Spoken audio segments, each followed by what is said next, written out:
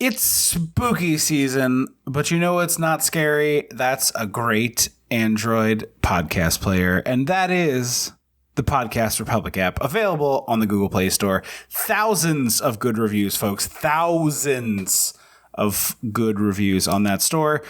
You download the app, you favorite your shows, they download right to your device. It's that easy. It's straightforward. You've heard me talk about it. Go see it for yourself. The Podcast Republic app on the Google Play Store. Welcome to Dissecting the 80s. I am Tripp, one half of the Mega Podcasting Powers. And with me, as always, is my tag team partner, a man who, if he were to come back reincarnated after his death, is much more likely to be a record of Dolly Parton's greatest hits than a motor vehicle. The Macho Man Drew. Andrew Leno. Why am I not coming back as a person like this guy? Well, he comes back as a car. He's not the car. He's the person who drives the car. No, he is the car. Then how does he give the car away? Sorry, spoiler alert. How does he give the car away at the end? All right. I mean, he's basically the car. It's a ghost car movie, what we're doing right now. I mean, you're not wrong, but you're also like, he's a car. It's a ghost car. What do you want from me? I would have to be the person who owns her collection, all of her records, and also her records. And then at the end, I just show up at your doorstep. I'm like, here's a crate of Dolly Parton records. And you're like, I don't really want these. And then I'm like, also, I'm your brother and I'm leaving. Bye. Just ruin the end of the movie before we even say the title of it. That's I apologize. That's not how we normally do things around here. We can bleep it. We watched an independent movie from 1985? Six. Oh, huh. Okay, I thought we were hitting an anniversary with this one. I guess we're not. Anyway, we watched The Wraith, so you know what that means. We gotta go back. We gotta go dissect the 80s. It's your magic space car. Something's gotta be done about your magic space car. So I saw a trailer for this because why did you pick this one? Okay, so I was watching a bunch of trailers for stuff that was on a streaming service called Tubi. When I was Love looking Tubi. for Halloween stuff. Yeah, it's not a sponsor, but if you want to sponsor us, Tubi, hey, we use your site quite a bit. So it just felt like it checked a lot of interesting boxes. Production design looked really interesting to me. The props and sets looked really interesting to me. Had Randy Quaid, which is always fun. Had I can't remember the actress's Clint name Howard right now. Well, Clint Howard, yeah, but also the actress, the main character, is from Twin Peaks. Sherilynn Fenn. I think her name so is. close. Yeah, you're really close. I'm sitting in a different chair than I normally do because that chair is broken, and I feel like very off, which is like bizarre. But I'm like an inch and a quarter higher than I normally am, and I feel everything feels wrong. No, I get it. I totally get that. It's like my thing's not at the right angle anymore. It's like when you get your car back from a shop. Yes, and you're like that whole first day, you're like, it's not exactly, where is it? Okay. Right. But yeah, so I thought it looked really interesting. Like to me, this movie seemed like it was going to check a lot of our boxes. I'm curious to see as we go through how we liked it. My impression, based on just looking at your face as I said this while we were setting up, is that you like did not care for this. So it'll be interesting as we go through to see how that goes. But I didn't fully hate it. I will open with that. Yeah, and I think there's a lot to like about this movie. I think it's like kind of quintessentially the things we talk about when we talk about why we like 80s movies is this kind of like this movie's insane. Like that it exists at all is it's bonkers to cocaine's massive prevalence in that decade. But yeah, it's a bonkers movie, and that I was like, all right, you got the guy and the ghost car thing, and like there's Charlie Sheen too. We forgot to mention he's in this movie. Yes, Charlie Sheen is in this movie, and then Nick Cassavettes is also in this movie playing a real scumbag. It just checks a lot of the boxes. So I was just really curious. It has I know we just finished the Spooktacular, but it has a kind of Friday the 13th homemade, just getting the gang together vibe to me. I agree. It's definitely got that sort of grungy. It's not as pulpy as like Last House on the Left, but It definitely is in the Friday the 13th. Let's get some friends in the woods. Yeah, what's a permit? Never heard of it. Yes, exactly. Like we're gonna blow this up. Okay, we should probably do that legally. Nah, it's fine. It's the desert. What law is there in the desert? So what do you, real quick, what do you know David Cassavetes from? Nick Cassavetes. Director. Okay, yeah. He's mostly a director. Yeah. That's right. Cool, because I was looking and I realized that he sort of become a director, and Billy, the brother of the guy who dies, that the hand wave says died, he became a casting director and still acts a little bit, and they work together sometimes. Yeah, actually, My sister's Clint keeper. Howard. Yeah. Well, also there's a Bigfoot horror movie from like 2 or 3 years ago that has 4 cast members of this movie in it, including Clint Howard, that I saw in the IMDb trivia. Clint Howard, this is gonna sound like a dig. It's not. He has the coattailsiest career trajectory that I would love to have. So I'm not sure that that's accurate because Clint was acting first. Was he? Clint, no, ma'am, I might be getting the timeline wrong here, so please save the tweets. But Clint was in the original Star Trek. Bryce is gonna DM us so furiously. She's gonna, my dad and my uncle. But Clint was in the original Star Trek, which is the 60s. As like a baby? Yeah, he literally played a child who was an alien and was it was an alien with this like enormous head because its brain was so large, and Clint Howard played the like weird looking alien thing. So he's like a sibling who is, no offense intended, definitely not the more like desired one, much like Randy Dennis. However, yes. I think it's literally the same situation where like on paper you're like, oh, Dennis Quaid, and then you're like, well, wait a minute. Yep. Randy pound for pound, like. Yeah, I these are the two better brothers in both of these sibling relationships, in my opinion. Clint Howard and Randy Quaid. I am much more interested in the movie that either one of those is in. Yeah, and and that's not even saying as a director. Like Ron Howard as a director is a whole different kettle of fish that we've talked about in this podcast before. He's your mom's favorite director. He's your mom's book club's favorite director. Yes, he made the Da Vinci Code that looks exactly how I pictured it in my head. Yeah, it's fine. It's totally fine. He's a exactly replacement level director, but as an actor, not too special in my opinion. But Clint always brings a weird Ron energy. done acting lately? I know he has the voiceover for that show, Arrested Development, and he was on a few episodes of the show as well as himself, like a hyper, kind of like what's his face? Curb Your Enthusiasm. Yeah. I was actually saying Vanderbeek in Don't Trust the Bee in Apartment 23. It's more over the top like that. I can't believe he is now on Dancing with the Stars for real. Yeah, it is pretty wild. Never mind. Looks like Ron Howard predates him by about 7 years. Started acting in the 50s, so I was very wrong. Anyway, we got your Clint Howard. We got your Randy Quaid. The only brother actor that you're getting the lesser of here is Charlie Sheen. I think Emilio would be my pick of those two brothers. I agree, but he was probably too busy having very bloodshot eyes in a truck stop to do this movie. Yeah, I think this is exactly what he was filming. It's weird that they both filmed weird-ass car movies a year apart from each other. Well, so I guess I never realized when... our episode on Maximum Overdrive, by the way. Deep in the archives. Touch nothing but the Maximum Overdrive.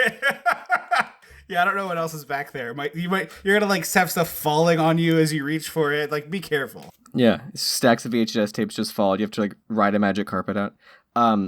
But I guess I always assumed that like Charlie Sheen, because Charlie Sheen, I know like my first memory of Charlie Sheen is Ferris Bueller, where he's like a throwaway bit part at the end. Yeah. And I was like, oh, so that must have been like one of his early roles. Like, that was sort of his starting point. This was the same year, and he had been acting for years before this. Yes. So what was the deal with Ferris Bueller? Was it just like, I want to be in a John Hughes movie? I think they just cast him. But I mean, like, why would he have, like... I don't think he was a big star yet. I don't know. It just seemed like a weird, like... I think he was just like, I was a working actor, and I auditioned for a part, and I got it. Using his dad's last name. Well, yeah. Look, Hollywood is the most...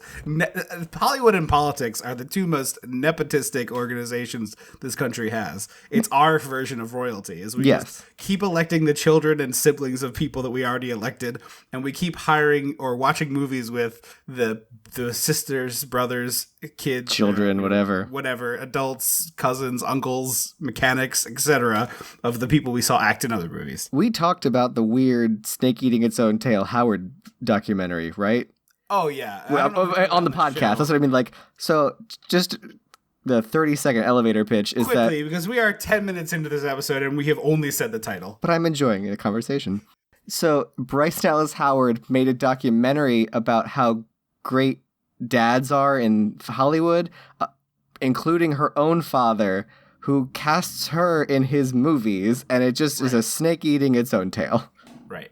It's like, you know who the best dad in Hollywood is? My dad. Okay, all right. Thank you. I don't think I need to see this. I don't need to see that. Like, it's just, what is this, home footage of your test footage for Grinch? Eventually, we're gonna like meet her, and she's gonna just throw a drink at us. And I will be honored. I'm not gonna like pretend we never said shit.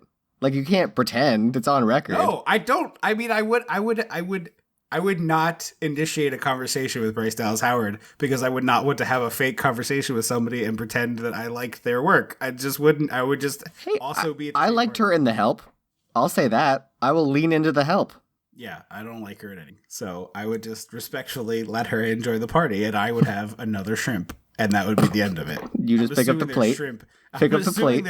I'm assuming there's shrimp at this party. It seems like a party where Bryce Dallas Howard would be there. There would be shrimp. Yeah. Anyway, the Wraith. So we start with these like balls of light zipping around. Cheesy ass VFX. Yeah, but like extremely our shit. Yeah, it's just funny because I was like, oh, well, it's so on Tubi. This movie was distributed by Lionsgate, and I don't think I've ever seen 80s Lionsgate logo footage. But it's not 80s. Lionsgate has only existed for like 20 something years. Oh, really? I didn't know that. They just own the rights. So it's the contemporary Lionsgate, like nice CGI. Yeah. Lionsgate logo, and then I was like, oh, right, no, this is an 80s movie. Right. Yeah. And they give birth to Kit from Knight Rider and the Arkham Knight. I think it's cooler than Kit. I'm curious where you rank this car in terms of like cool future cars in movies and television, because I think I like this a lot. So my problem with this car is the same problem I had with the car from the movie about the girl who wants to have sex, but her dad won't let her. She's out of control. Yeah. It's too rounded, and it looks like a toy car.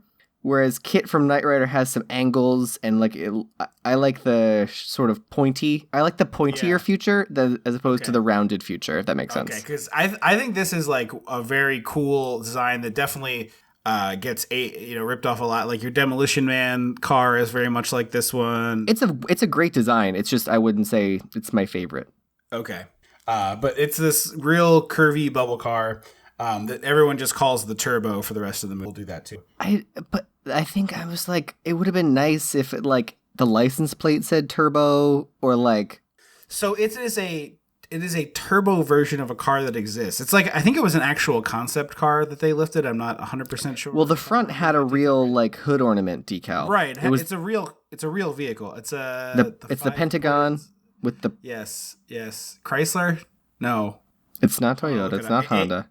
Is it an AMC? I'm looking it up. I don't know cars. Well, this car is like a fairly famous movie car. No, I just mean like I don't know car logos. Right. So it is a Dodge M4S Turbo Interceptor. That's the Dodge logo? Corporation. Oh, Chrysler. So I wasn't insane when I. Yeah, and the driver of this car looks like the Arkham Knight from DC Comics. It does. It also has a real like if you've seen pictures of that high school that made an Alien play. Like it's very much like we had to make the alien from Alien and we only had these like bits of tubing. And he's very Power Rangers too, which is the same vein of like what garbage do we have lying around that we can glue onto a person. So we go from that to a guy and a girl in their car, like having a nice night, and these psychos pull up on them and chase them, and then block the road. And they're like, "Hey, you need to race us." And when the loser loses their car, we want your pink slip. And it's like, obviously they kidnap the woman to make him do it, but this just seems like a situation in which you're like, there's no good outcome here. Like, no, at best, God, no. I make this agreement, they take my car, and then they leave me for dead. Mm-hmm. Well, also, I don't know why I thought this was like months before the plot of the movie. Mm-hmm. Like for some reason in my head, I was like, "Oh, this is the establishing like months prior to what the actual story is going to be." I think you thought that just because of like that would be normal way to set up a movie. Mm-hmm. And so we meet this couple.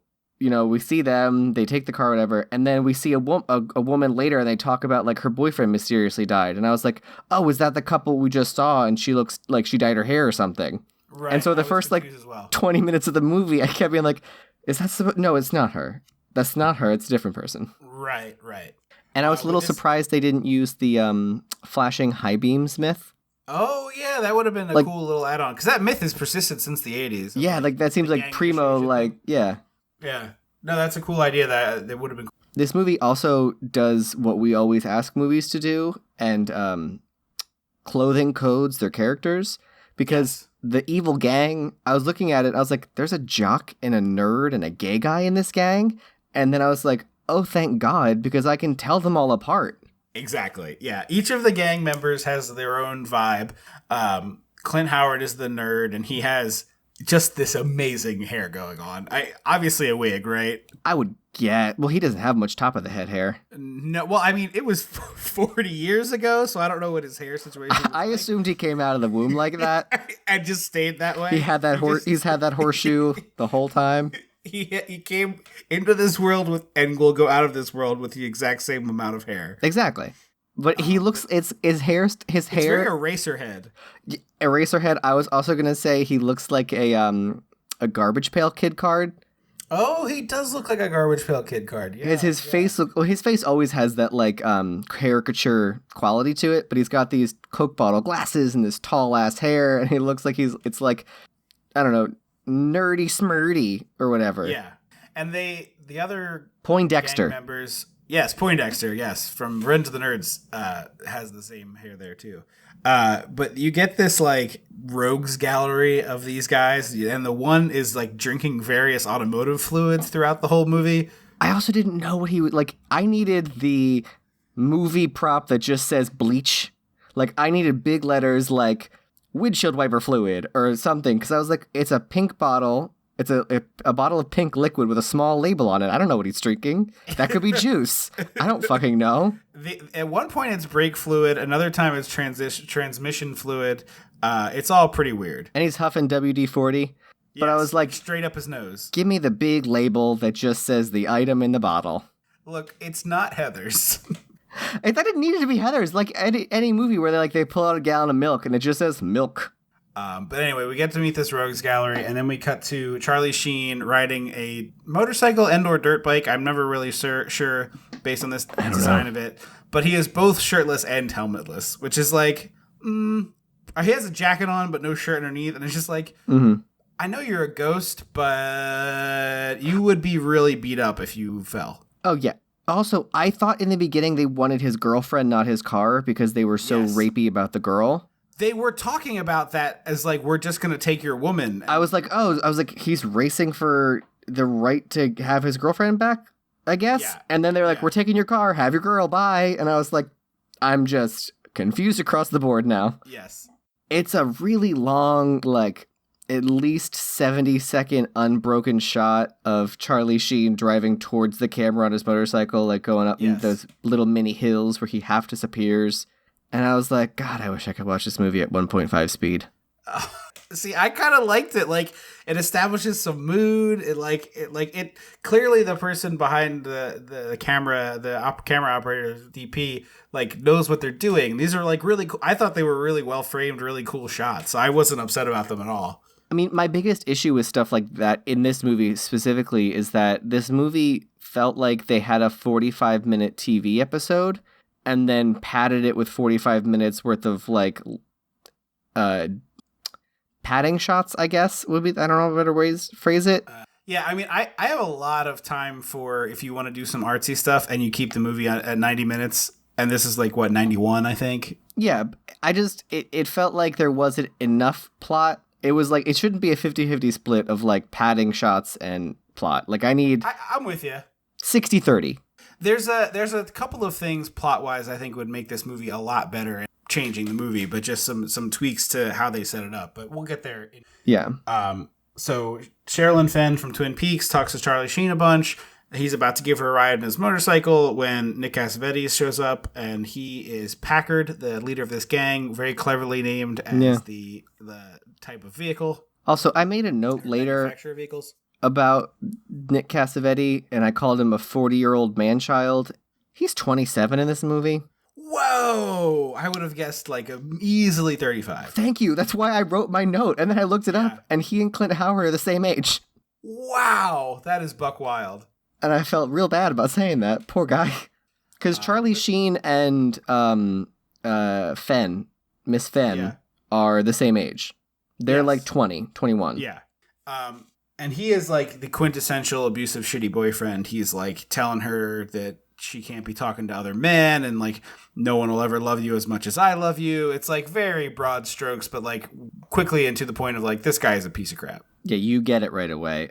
And they also clearly could only afford like 20 extras because they go to a rock quarry and it's supposed to feel like the pool scene from Stranger Things or from Sandlot where it's like this big fun place where teens hang out. And it's like, this feels like you got half a classroom on their study hall to go hang out at the rock quarry. Yep, exactly. Like, we got a bunch of ham sandwiches and lemonade. Anybody want to be in a movie? I bought a pizza. One pizza. They had him cut it into 16 slices. You get the, like, pencil thin. That thin, useless slice. This little amuse-bouche, I guess. Yeah, exactly. And it was like 1/2 gallon of lemonade that everyone just passed around like a jug of moonshine. Yeah, we didn't get cups. No, that would cost too much money. We flash back to the murder of this guy. And this is the part, so like, I think this movie needs to start, instead of the race for pink slips, I think the movie needs to start with the murder. I agree. And that gets you in. It explains this guy being killed. It explains this gang being horrible. And then you go from there. Because at this point, it's like, we know the gang is stealing cars, which is bad, but is like, in terms of crime, like, you know, a mid-level bad guy move. You murdered, like the murder, you buried the lead. Yes, exactly. It's like, oh, they're a lot worse than just like desert road pirates, which is what I think they are. Someone called them that, yeah. Well, also, like, because they established in the beginning that they murdered the guy, I didn't realize that no one in the town knew they did that. Right. Because, like, in the last half hour, it's all these revelations of, like, I think maybe he killed your brother. I was like, no shit. Like, who else? The town has a noted street tough. Why wasn't he the first suspect? Exactly. And I think the reason they don't do it is because they need to make you believe that Sherilynn Fenn has like amnesia and doesn't know that that they killed her boyfriend. And I'm fine with the amnesia thing. I just like her specifically having amnesia because, and like, why would you go to be like, hey, Sherilynn Fenn, I know you have amnesia, but it's because you're blocking out a horribly traumatic event where someone murdered your boyfriend on top of you. Like, right. No one's going to do that. Literally, they're in the middle of having sex when these guys burst in, pull him off of her, and slit his throat. Yeah. It's, like, really intense. I mean, you don't really see it in the movie, but just, like, from a standpoint of it being a real-life event. That could have been the whole point. Like, she doesn't remember what happened, but no one wants to be the one to tell her. Right, exactly. And Charlie Sheen has some decent neck scars, which are supposed to, like, hint that he is the dead boyfriend / brother of the sidekick character. Right, it's not supposed to hint. I mean, it's pretty obvious. Yeah. To me, I was like, he has weird neck scars. I like didn't put two and two together because there wasn't enough of a connection between like her boyfriend died and Charlie Sheen came to town. Yeah, I feel like the better version of the movie, they start with the murder and then go from there. Yeah, well, even if it was as simple as the brother of Jamie, the guy who died, we didn't mention his name yet, it says something like, oh, what are those? Oh, you have some pretty rad neck scars. Like, what happened? And then Charlie Sheen can, like, say something or whatever. Yeah, exactly. Or you could have him, wear a shirt. But, I wouldn't either if I was Mickey. I mean, that too. I guess he does have that kind of, like, Billy and Stranger Things vibe. Oh, for sure. But not scumbaggy. No. I mean, it's Charlie Sheen, so... But yeah, I mean, real life, we found out he's not their best dude. I just think Billy has a scumbag vibe. Yeah, and a possessed dirtbag, vibe. I guess it's dirtbag, not scumbag. Well, like, he seems like he doesn't smell good. Oh, you mean, okay, because I was like, Literally dirtbag. He's kind of a racist and threatens to kill kids with his car. No, Billy sucks. Billy sucks. I'm not defending Billy. I'm just saying, like, if you looked at him, you wouldn't necessarily know he was evil. That's true. Should we go to the Burger Shack? Well, no, first we have to meet the gang member who looks like one of the misfits from Gem and the Holograms. Oh, yes, that's right. I believe that's Skank. That is Skank.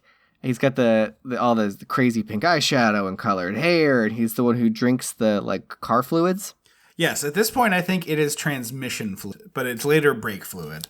It's a jar of pink. Yes.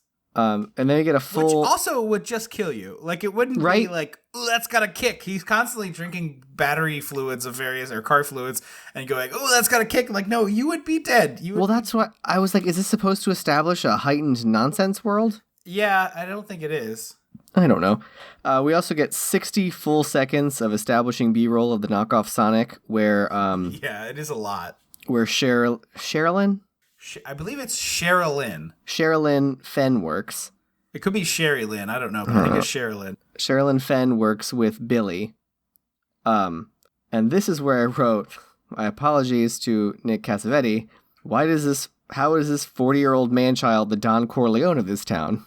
Right, because it feels like, one, everyone in town would know that he was the bad guy, and two, like, the police would know, because later, like, he, Randy Quaid is there, and he, like, mouths off to Randy Quaid, and I was actually kind of waiting for the turn where it turns out they were in on it together, because usually in a movie or a TV show, the criminal that's, like, so chummy with the sheriff that they're constantly telling them off is, like, the crooked sheriff's tell. Yeah.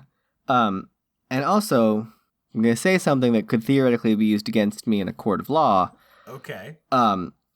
Vehicular manslaughter against him and his gang would be easy to commit. Oh, so easy. Because their main method of stopping people from driving is to park perpendicular in the middle of the street and stand in front of the car. Yeah, if you timed it up right, you could squish them and not even damage your car all that much. Yeah, exactly. Just boom. Or even if you did, insurance / I'm sure the auto shop in town would be like, oh, thank God I have a client who isn't this this car gang. Yes, it's free forever. Yeah, the car pirates. And also, like, who's going to convict you? Right. You're never going to get 12 people to convict you in this town. Everyone is terrorized by this guy and his gang of idiots. It'd be like Martin Shkreli all over again. Yeah, exactly. It's like unanimous hatred. Mm-hmm.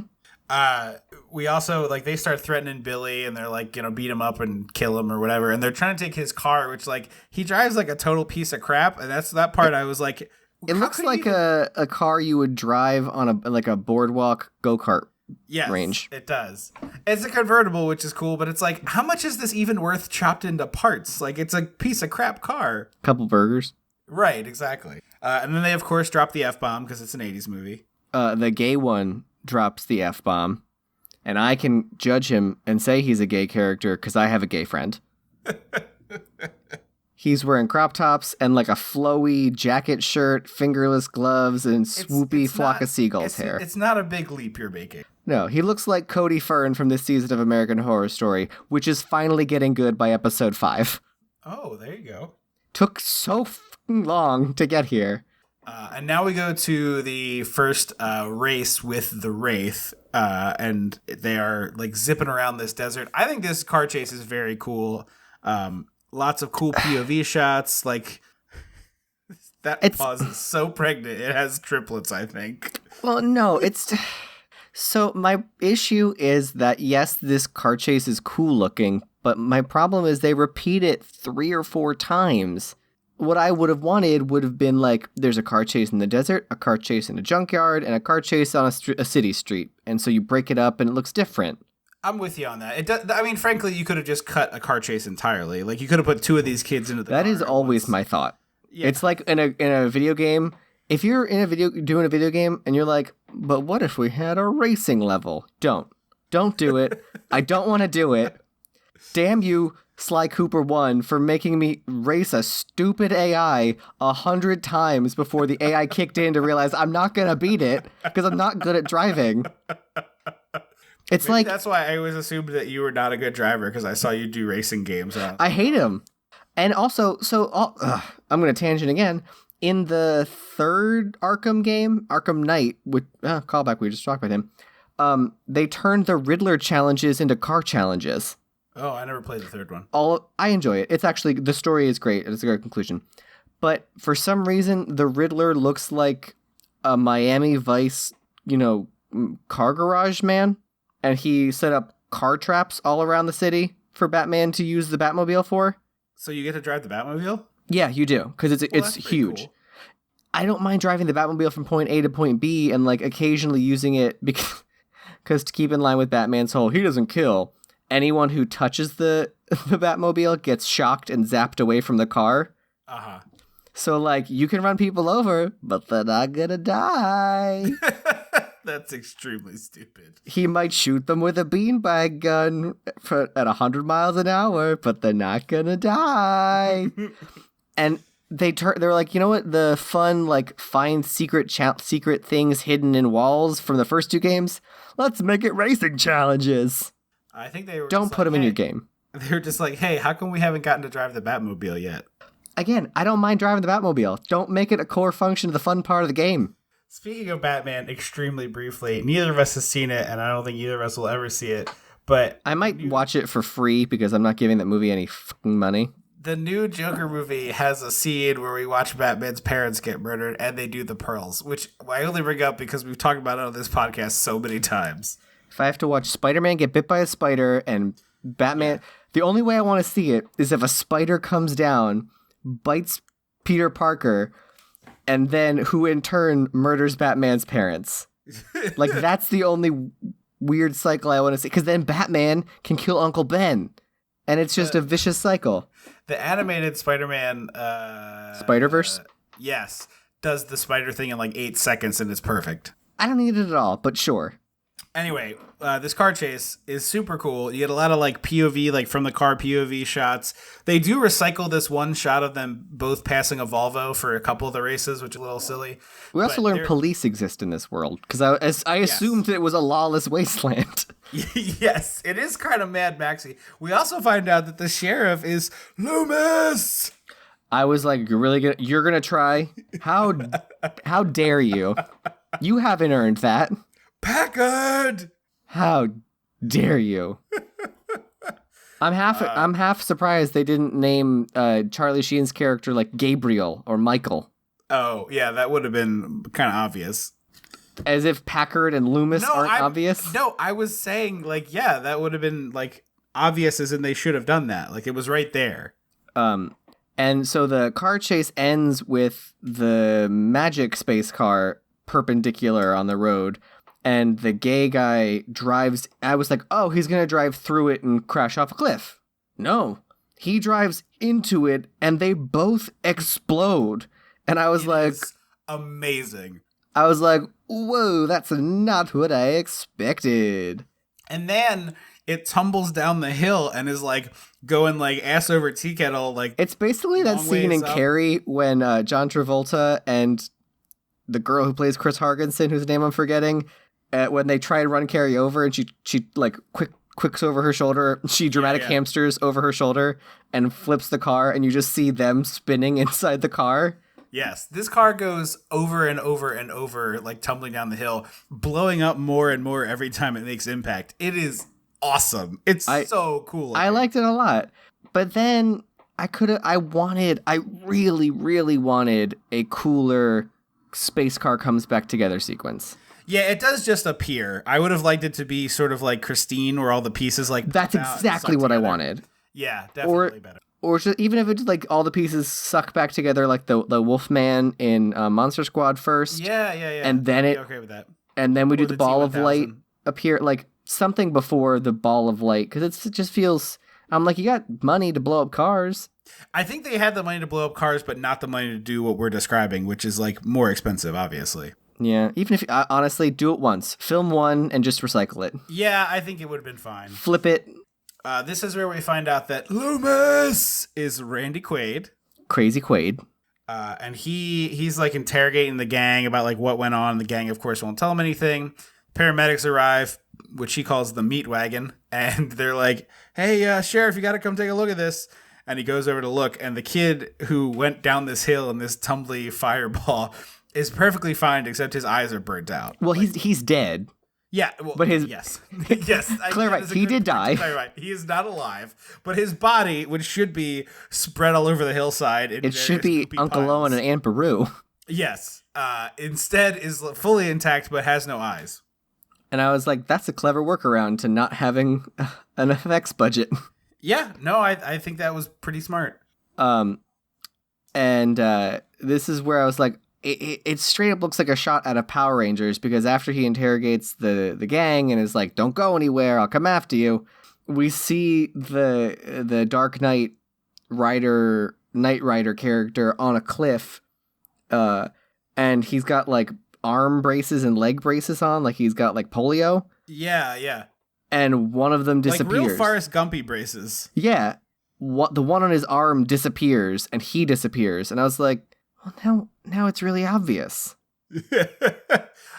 Here's the thing. I missed this scene somehow of the arm brace disappearing. Were you writing something down? I must have been. And so throughout the movie, there was like the shots of the braces that kept appearing in the wreckage, and I kept being like, what is that? So you've just explained a major piece of the movie to me. Thank you. Happy to help.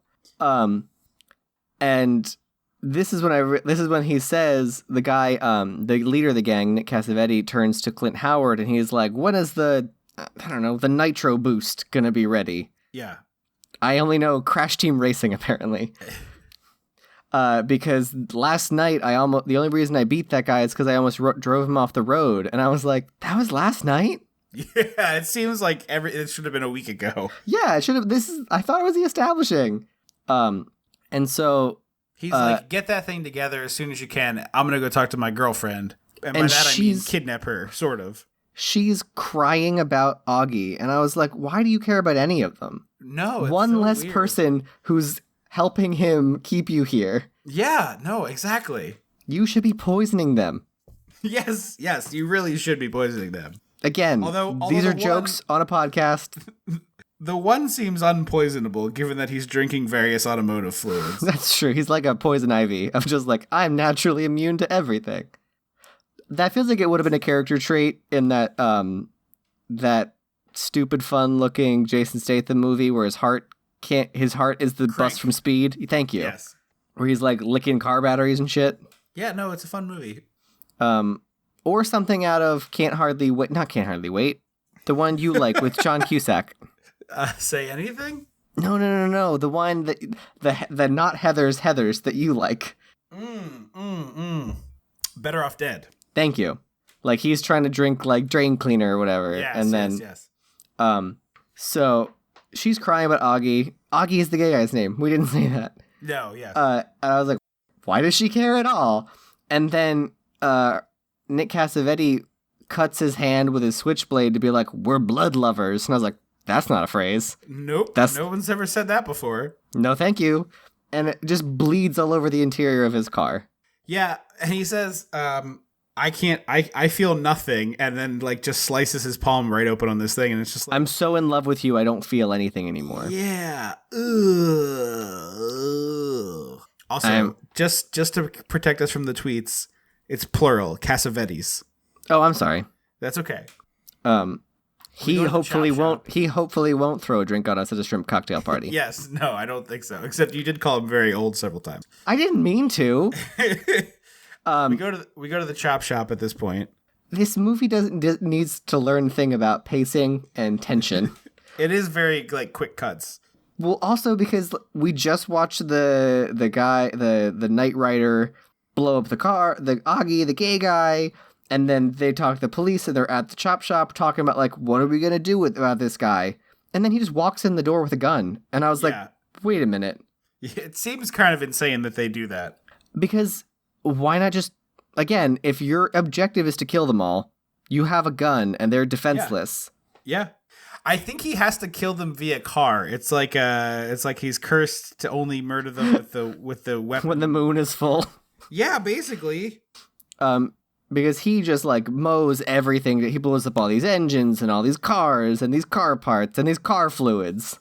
It looks like if the Terminator was made of just, like, spare parts they had laying around at a costume shop. The The Wraith? Yeah. I don't know. I see a knockoff Power Ranger. Yeah, that's there too. And this is they have one of the things that annoys me in movies when like the very obvious bad guy that everyone in the town knows is a bad guy says something that implies they're innocent. Because as he's shooting up the shop, Packard is like, I don't know what your problem is, guy. Like, I don't know, maybe you? Because literally anything you've done, you challenged me to a race that I didn't really agree. Like, there's a lot of things here. Yes, absolutely. Other lines of like, hey, stop shooting, or don't shoot, or put that gun down. Like, these are a little better. Running for your life, also an acceptable answer. I did like it, to me, added to the heightened nonsense world that Nick Cassavetes didn't move as the place was being shut up. There, yeah. I almost wanted to like Roger Rabbit like outline of him in bullets. Yeah, that would have been funny. Although I like the movie has sort of a weird reality, but sort of doesn't want to play in that space. Yeah, it's so for me, what I think happened is they got the end of a script about a teenage guardian angel and then flushed out the rest of it. And we're like, you know what? Now it's about a magic space car. Because if you look at the ending feels like the end of a teenage guardian angel movie. Oh, for sure. And we'll get into specifics what I mean, but just keep that in mind, listeners. So after the Wraith destroys this garage, he bails. And we cut to the next day, and Randy Quaid is at an airplane graveyard. Where Skank and Skink, I don't remember his name. Gutter Boy. Skank and Gutter Boy work. Well, I think it's their uncle's business, and they work for their uncle. It's kind of weird that they bother to figure that out, but that's what they're saying. You spent time to write that down, scriptwriter. Oh, I thought you meant me. I was like, no. I mean, it's sort of the job that I've undertaken. Scriptwriter, you spent time to write that detail down. I also like this point, like, Randy Quaid walks up, sees the adult at the thing, and he's like, hey, I'm looking for Skank and Gutter Boy. And he's like, oh, Skank and Gutter Boy over there. I'm like, these adults should not be casually using these weird gang nicknames as if they're normal. Is it Stand By Me that has Pony Boy, or is that's Pony the Outsiders? Boy is the Outsiders, yeah. Eyeball is Kiefer in Stand By Me. Oh, yeah, again, it's a weird gang nicknames. But, like, I get that the kids call him Eyeball. It's not like the sheriff rolls up and it's like, now Eyeball, you gotta stop trying to stab your fellow child. I don't know why the sheriff is John Wayne, but in my mind, the sheriff is John Wayne. What is this? I don't know where Take it easy, Pilgrim. Yes. Well, okay, I do know where it came from. It's because last night I watched a video of the Great Movie Ride and I saw that scene with John Wayne and it got stuck in my head. But, like, that's a weird jump for other people to know. It's really funny that my reference point of John Wayne is either the Great Movie Ride or Nathan Lane in the Birdcage doing a John Wayne impression. I've seen a few John Wayne movies. There's some very watchable, fun to watch ones. I believe it. Oh, and there's a Lady Gaga song called John Wayne. Probably not the one where he plays Genghis Khan, although I've never seen it. I mean, hey. Karma got him for that one because everybody on that movie got cancer. Yikes. They imported sand from a nuclear test site into the studio for the reshoots. Was it because it was cheap? Is that how they got that sand? Why they used that sand? They wanted to match. They were shooting there, and then they wanted it to match, and so they hauled radioactive sand indoors, and then all of them played around in it for a long time. Jesus. It's almost like it's important to have safety regulations. OSHA. And so this is the moment I was like, we're burning through this movie. There's got to be like 25, 30 minutes left. No, there's 50 whole minutes left of this movie. I don't think the pace is that bad. It's really funny to me that you're feeling like it drags. It's not that I think it drags. It's that, like, it hits the points of, like, this is closing in on the end of the movie. It gets to Act 3 at about minute 45. That is true. Yeah, then your Act 3 is too long. Yeah. Yes, it is. Well, this movie has a whole third act, and then there's like a 10-minute fourth mini act that you don't really super need. It's like a post curtain scene. It's kind of like in it's as if everyone stopped bows in the middle of bows halfway through and did another scene. Well, I was going to say it's like at the end of Animal House where they like freeze frame and tell you everything in text, except they just act out those parts. Yeah, and I would much rather read text. Well, because at the end of the movie, I was like, there are 10, because I a lot of times when we watch these movies, I will go to Wikipedia and sort of like gauge, I think I said this before, I'll gauge how much is left in the movie based on how many paragraphs are left on Wikipedia. Right. At the end of this movie, there's 10 minutes left, and there are 3.5 paragraphs of plot to get through in 10 minutes. Well, it's also kind of crazy to me. It's like, we talked about this recently. I forget which movie specifically, but like, maybe it was Death Spa, which has like a 2-sentence description on Wikipedia. And then this one has like every single line of dialogue practically is tallied up in the Wikipedia summary. Oh, I'm going to have you read the last sentence aloud at the end, because I don't think you paid attention. You probably didn't pay attention to it. Don't look it up now. Okay, I'm not going to cold read. Okay, all right. I just want to make sure the tab is open still. I will not read it until you tell me. Thank you. So Randy Quaid's eating a burger at the Burger Shack. It looks like a good burger, by the way. I was hungry watching this movie. I was like, damn, I want to go to a Sonic now. Yeah, exactly. This actually looked more like a Five Guys tier burger to me. Well, I just mean like it was a place with the car hops and stuff. I was just saying, like, it looked like we often talk about the eggs in a movie. We don't often talk about the burgers. This looked like a very good burger. Anyway. Yeah.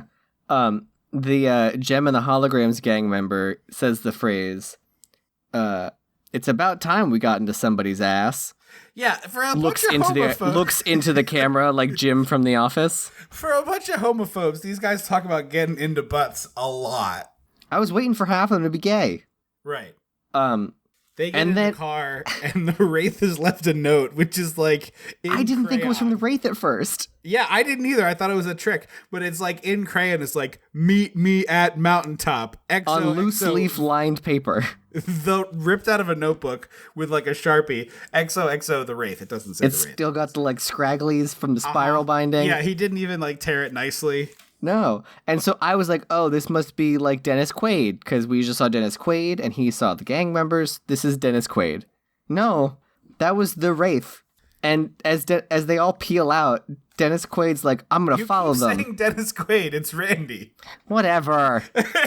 Well, it's the only reason I bring it up is because my next note is Ron goes to look at the engine, because I wrote Ron for Ron Howard instead of Clint Howard. So Quaid, like talk about the lesser brothers. We're just gonna say Quaid and Howard. Quaid is like, I'm gonna follow them, and then turns on his siren with the light on top, and I was like, no chill, sir. Don't do that. They haven't committed any crime, so this seems a little ridiculous. Yeah, and so the Wraith pulls up again. They're all just standing there on the side of the road next to their cars. Would be really easy to just like sideswipe them like bowling pins. Yeah, knock them but down. But that's just me. Open the door and hit them. Oh my god, yeah. And then the Wraith pulls up next to the jock, because it's the jock's turn to die.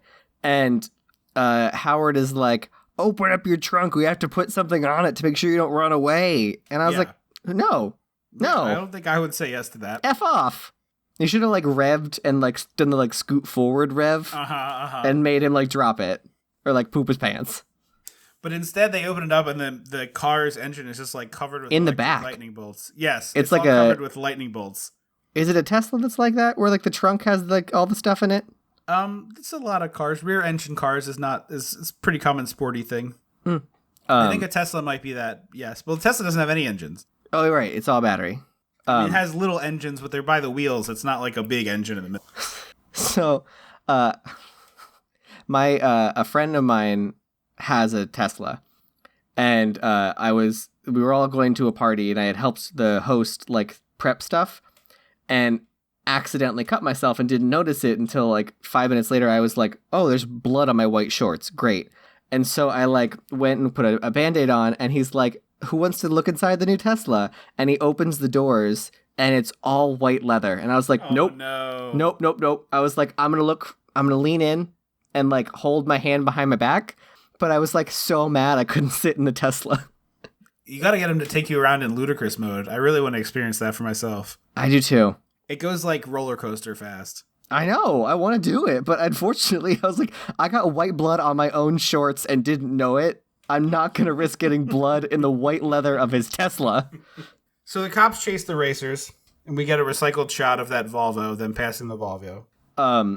Yeah, and then we already said the jock, it's his turn to die, so he blows up, and then the police chase the space car, and they have one side of the bridge is all blocked off by perpendicular cop cars, so the Wraith stops there, and the cops pull up behind him, and he's kind of stuck on the bridge, and I was like, fly, fly, fly, fly, where we're going, we don't need roads. Where we're going, cool. We don't need roads. E.T. it. E.T. 2 as well, I should say. Was there an E.T. 2? No. Instead, the Wraith just like drives through two cars and people jump out of the way, and then 30 seconds later disappears into a ball of light and flies away. And I was like, why? Very bizarre. Just save the explosion budget for other explosions and do the ball of light thing. Right. And just like don't have this scene. But it does look cool when he breaks these cars up. Show me your magic space car. It's pretty cool. So Sheen goes to pick up Sherilynn Fenn, and Skank and Gutter, he's on the motorcycle now, and Skank and Gutter Boy chase him. And you get a classic alleyway smash movie scene where it's like, here's a bunch of crates, boom. Here's a bunch of cardboard boxes, boom. The only thing missing was a fruit stand. And some chickens. Yeah, but they do like the metal trash cans, the assorted wooden crates, the cardboard boxes, etc. The most I've ever seen in an alley like that is like some wooden pallets and a dumpster. Right. Like in a normal alley in the real world. That's all it is. Well, I also wonder if it's just that like they didn't like maybe cardboard technology is better and stuff was actually shipped in crates more regularly back then. Oh, maybe. I saw you laughing as I said cardboard technology, but I was serious. No, I get it. The phrasing is correct. It's just a funny concept. And then Gutter Boy shoots a hole in the bottom of the car, so the car flips. Skank is like, get the shotgun, and he's like, I don't want to, and he's like, load it, he's like, I don't want to, and he's like, shoot, and he doesn't even pick the gun up, he just fires it through his legs. It's very weird. It's all weird. And the car flips, and they crawl out of it, and I was like, why didn't it explode? All the other cars exploded. Right, I was kind of disappointed by that. But they head home. They leave them there, Sherilynn Fenn and Charlie Sheen, and then they go home and they do some making out to Bonnie Tyler.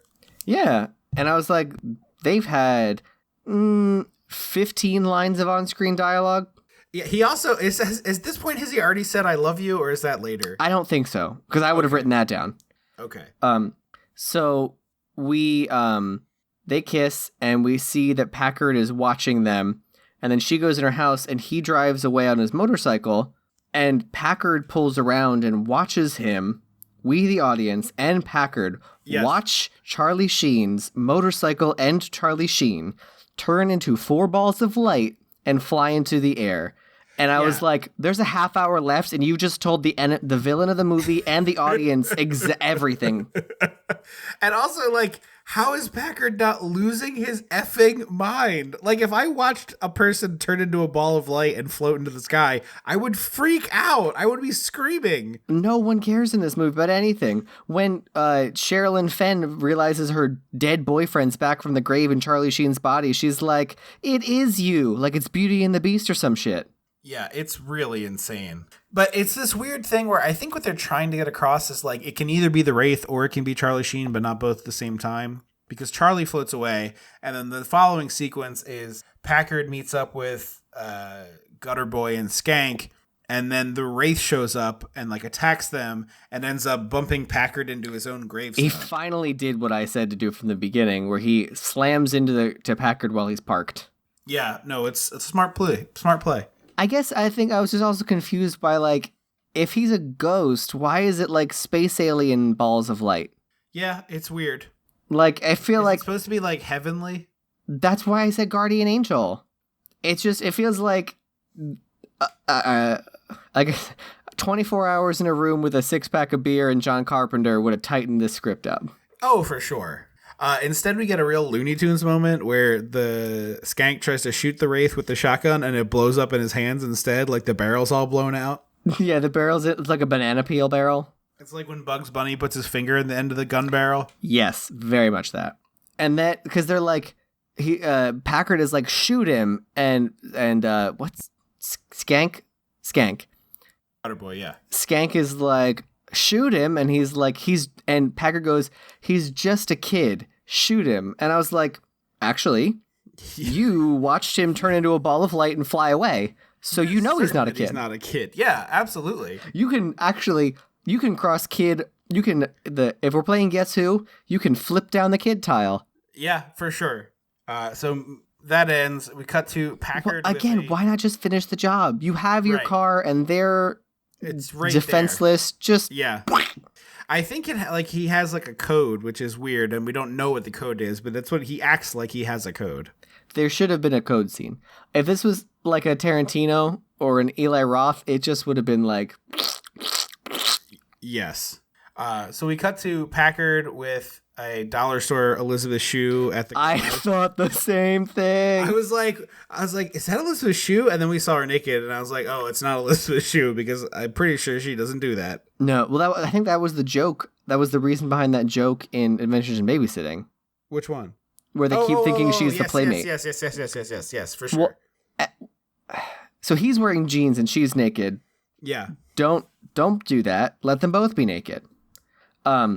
For a second, I thought it was Jane Krakowski, and I had to look up what year Vacation came out because she's in Vacation, and I was like, really? Yeah, she's the first cousin Ruby. Oh, okay. Daddy says I'm the best at kissing. That's her. Okay, I haven't seen Vacation. Yeah, she's the first version of the cousin that gets Audrey to dance on top of a car. Got it. But it's not her.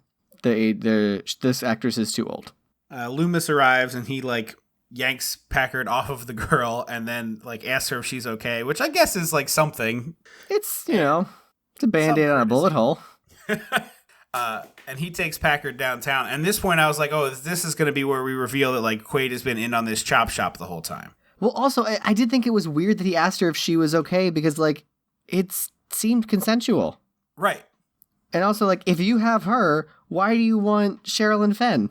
Like, because he wants to have everything. Look, Gaston. Monster. Yeah. Hey, look, you're not wrong. But you're right. This should have been the scene where I thought you were going to take care of that racer. Slam. Exactly. Yep, exactly. But it's not. Instead, we have Sheen and Sherilynn Fenn swimming. And then we get another murder flashback, and it's like you see the guy getting hit from behind, and then you cut to Sheen. It's like, oh, the scars match up perfectly. I get it finally. Even though, like, we got there an hour ago. Yeah, it almost looks like that scene in Jesus Christ Superstar when they whip Jesus, and like clearly no one's actually getting whipped, so it's just like extreme arm movements as the actor playing Jesus is like and like flexing his back. Because it's just these weird arm, like, paintbrush stroke looking movements, and the actor, like, flinching as though he's being hurt. Right. But again, we got there an hour ago, movie. You told us this an hour ago. Like, you're putting a hat on a hat on a hat at this point. Calm down, Bartholomew Cubbins. We also get, like, this really unnecessary bit of nudity where she has, like, a one-piece bathing suit on and, like, very aggressively, like, slips her arm through to take her boob out. And I'm just like, I don't need that. Like, it was like, the other I got also, it. Yeah. The other one is also unnecessary, like, the scene just before this where the fake Elizabeth Shue is with Packard. But at least it's, like, they're, like, already in the middle of having sex when we come in on. This one is just like, hey, take your boob out. We need another nipple in this movie. And it's like, apparently that was a problem in her career, that she would sign the contract and then directors would be like, hey, I think it'd be great if you took your top off. And she was like, no, I signed the thing already. No. Jesus. Movies suck for women. Right? And this is where I realized that Packard is just... Literally, that's never happened to a man. Like, literally no male actor, has ever signed up for a movie and then halfway through, like, hey, we need to see a dick. Like, that's never happened. In fact, some actors, like Armie Hammer and Timothée Chalamet, are like, I'm going to do this important gay love story, but I'm going to have it written into my contract that there will be no nudity, because fuck you both, just show your butt. Armie Hammer won't show his butt? I feel like I saw his butt in a different movie. I don't know. There was a specific clause that was like no nudity, and I was like, I could see the no peen, but I would be surprised if anybody was against showing their butt. I just show, like, it is a gay love story. I'm not saying you have to, I'm not saying you have to like boop dicks, but like show me what. Show me one.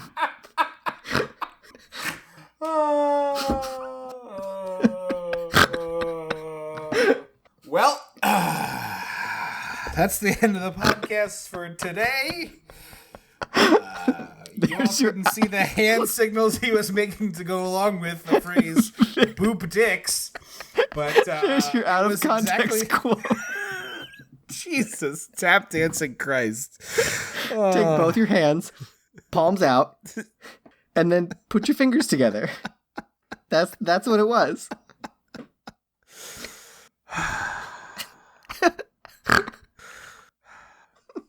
Anyway, the police, Loomis is interrogating the gang of people. Well, no, he doesn't yet, because first they have to die. No, he's interrogating. He's making the paper crafts. Oh, is that this scene? Yeah, they die right after that? Oh, yes, I forgot that. He's like cutting up paper, making like a snowflake chain. Pulling an us. Yeah. And he's like asking them about what was going on, and it's Clint Howard, Skank, Gutter Boy, and Packard. And this is where I realized, I was like, I'm mad it took me this long. It took me an hour to realize that Packard is just trying to be Patrick Swayze. Oh, for sure. They have a couple shots of him here where he has real strong Swayze energy. And the hair, I was like, Damn it took me too long to realize that. No, I didn't catch it until this scene either. And so I don't remember where Packard goes, but Skank and Gutter Boy are in the shop, and Clint Howard is like, I'm leaving with my blueprints because I figured out what happened. Like, I wasn't there when y'all murdered that guy.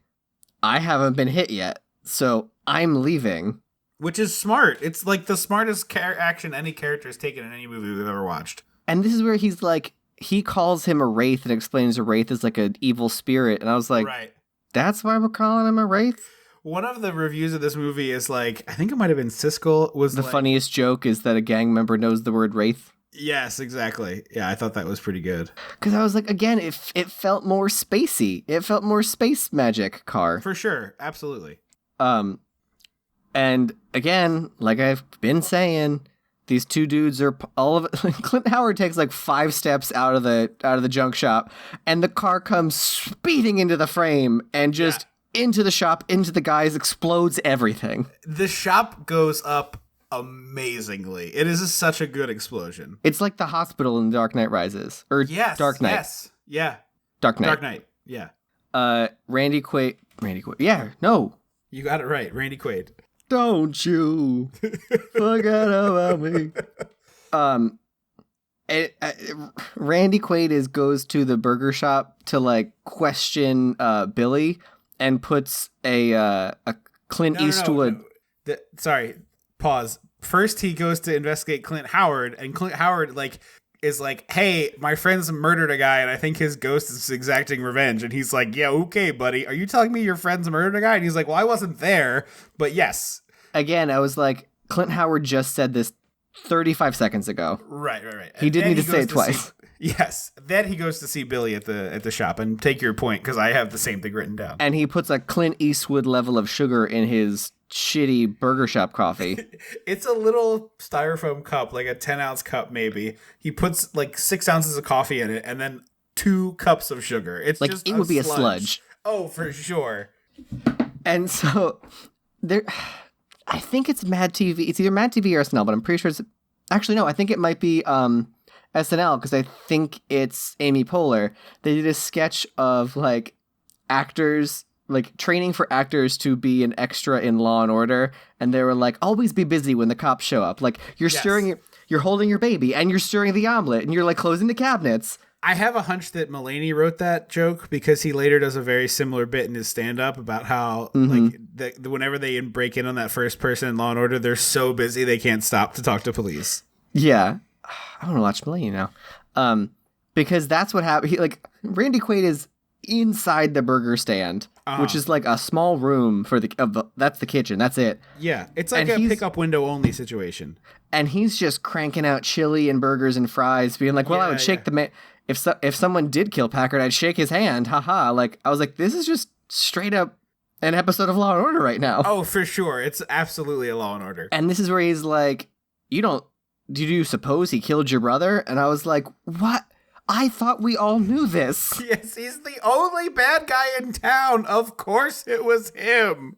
And then Carrie shows up to work with Charlie Sheen, and he's like, if you don't stand up to Packard, you're gonna, you're running out of time. And she's like, what does that mean? He's like, I don't know how much longer I can stay and help you. My time is almost up. And then drives away. And I was like, you should just say, hey, I'm your dead boyfriend. Bye. At this point, like, if she hasn't figured it out, you gotta tell her. Yeah, if, like, we need to pull down, like a genie in Aladdin, pull down a diagram. Exactly. Point to it. Let's just lay it all out. Neon signs, skywriting, I don't care.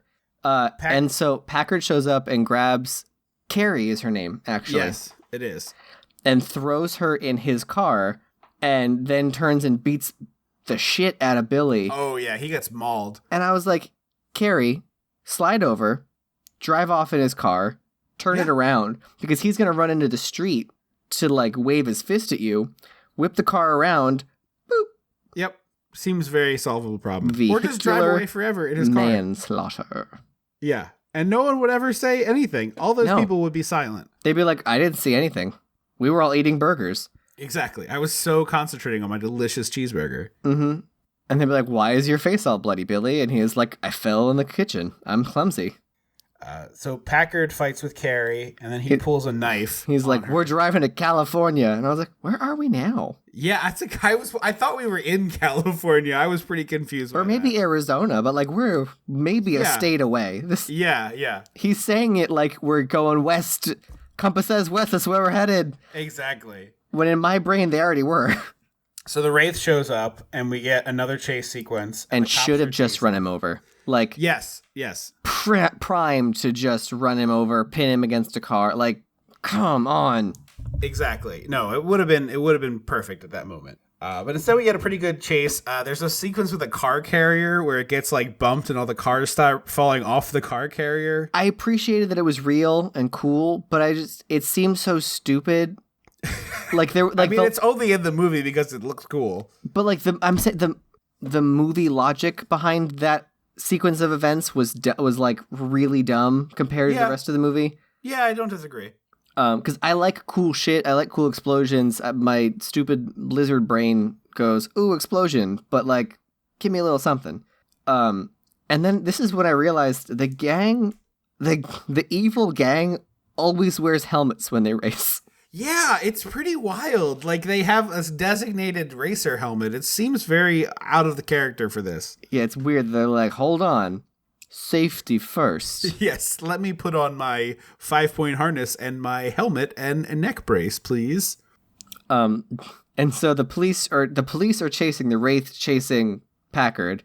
And did you catch the police radio where every other word was Yes.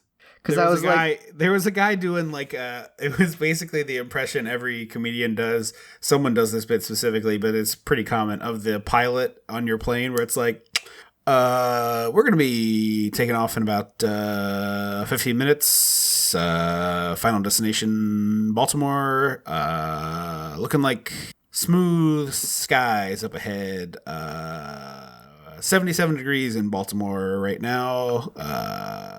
Sun shining. Yeah, I was like, it sounds like they handed a guy a piece of paper and they were like, and go. Yeah.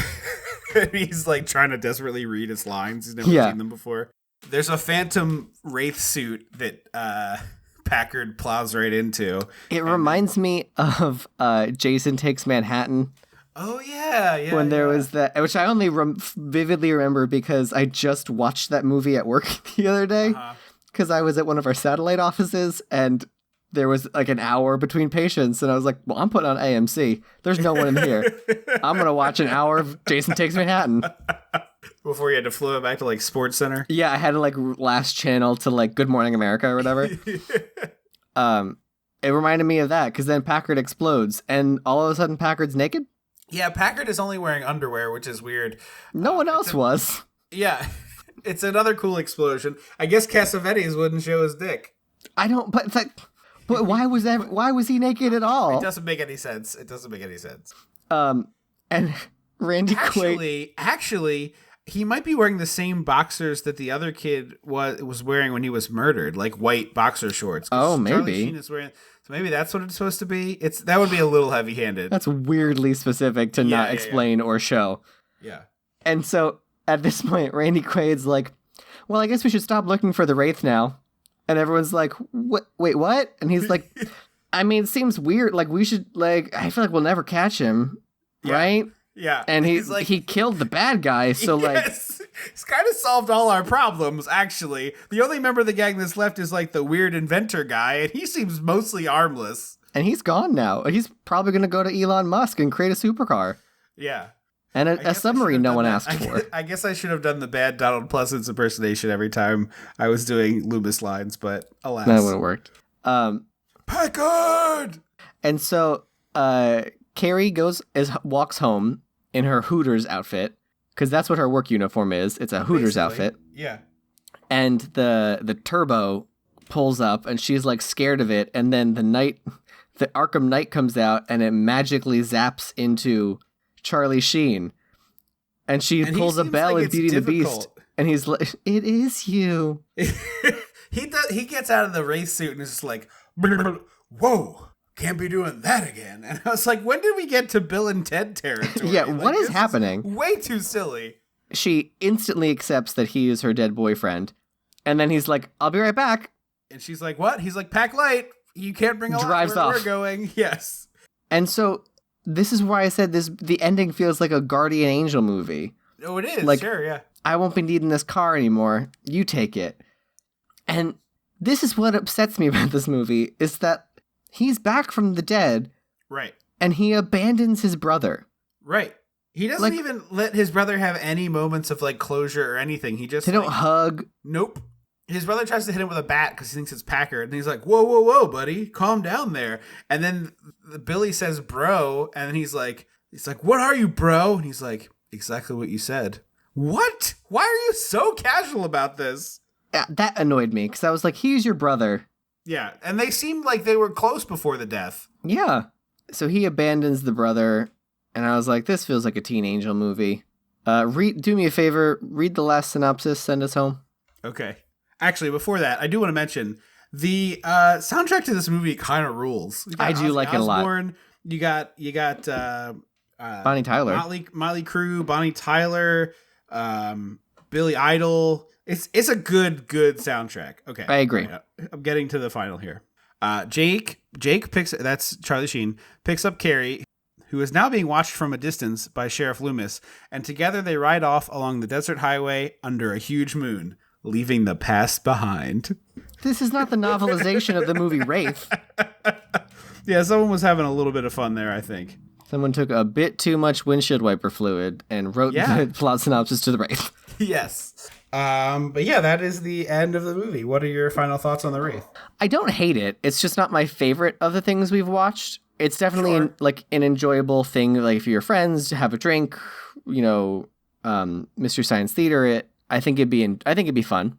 Yeah, I was like super happy with watching this movie. Like a lot of decent character actors in there, so the quality of the acting is pretty high. Really, really, really great explosions. The car chases are well done. You know who would have been a good fit on as like one of the police force, who's not the sheriff's deputy? Yeah, Frank Miller. Dick Miller. Sorry. Yes. Yeah, or Dick Miller could have been the owner of the burger shop. Yeah, like I feel like a Dick Miller would have lent some awesome shit to this movie. Yeah. I think this is like a very solid B- B territory for me. I know we don't normally grade them, I agree. But yeah, I was like really surprised by how fun this was to watch. Or not surprised, but glad given the trailer. I thought this was going to be a good time. And it's nice, like we've talked before, but like this is sort of the fun part of the podcast, I think, when we get to find these little gems of stuff we haven't really heard of and get to watch it with fresh eyes is really fun. So I would definitely give this a recommend. It's free on Tubi. It does have commercials, but they're not too obnoxious as far as that stuff goes. I think there's like three or 4 minutes of commercials in a 90-minute movie. Yeah, it's really not too bad. But yeah, I really, really dug this. I know Charlie Sheen is kind of a monster person, which sucks, but this movie is pretty good and pre that stuff. So he kind of disappeared into the desert like we all wanted him to. Yeah. I mean, he was definitely having drug problems. Anyway, definitely a strong recommend for me. Is that like a light recommend from you? Or are you going to the full recommend? It's a recommend. Okay. It's not super strong, but it's a recommend. Like if you like 80 cheesy, that kind of stuff, it's definitely enjoyable. It's just sure, yeah. If you like car chases, it just sucks that it's only 90 minutes, and I still feel like it's like 20 minutes too long. It definitely could be 5 or 7 minutes shorter, no problems at all. But I do like most of the long shots in this movie, unlike a lot of the stuff we watch. Our next episode is one of our favorite annual traditions. It's Tea Hanksgiving, and we'll be there in just a second. But first, let me tell you a couple quick things. One, make sure you review the show if you haven't done that already. Check it out wherever you get it and send us a review. Actually, wait, I'm supposed to be mean about it now. Review the show! If you haven't reviewed it yet, get off your ass and review the show. It's so easy. It takes 1 minute. We're not trying to podcast the whole neighborhood. Yeah, exactly. You're letting all the reviews out. Put them in iTunes where they belong. Check out dissectingthe80s.com for anything you want to know about the show. Get in touch with us on Twitter at dissectthE80s. Send us email at dissectingthe80s. Send us email at dissectingthe80s@gmail.com, or you can call the hotline 856-DISSECT. We always like to hear from you. And don't forget to check us out on Patreon, patreon.com/dissectingthe80s. Find the tier that works for you. Get yourself some bonus episodes. Just put up one on Lost Boys, which I think is really great. And then our next bonus episode in December is going to be Die Hard, and that one will be recorded in the studio. So 2 Christmas episodes this year, one on the main feed and one on the Patreon. So go get ready for that. We will be back in 2 weeks to celebrate our favorite holiday, Tea Hanksgiving. Our Tea Hanksgiving episode will be dropping a little bit early. It'll be November 18th, so about 10 days before the holiday. But we are celebrating the 35th anniversary of Splash. So be ready to get in the water. I think that was a movie I liked a lot as a kid. You did watch it quite a bit. I haven't seen it since then. No memory. Is one of those like the Joan Cusack thing that Mom was like. Yes. I've been told I love Splash, but I couldn't tell you anything about it beyond Daryl Hannah and Tom Hanks. Yeah, and it's about a mermaid. That's all I got. And John Candy's in it. National treasure. I forgot that. So it's our second That's Hanks exciting. and Candy feature. Yeah. I'm ready to dig into that. So, but until then, I have been Tripp Leno. I will always be Andrew Leno. Until November 18th. Don't you forget about me.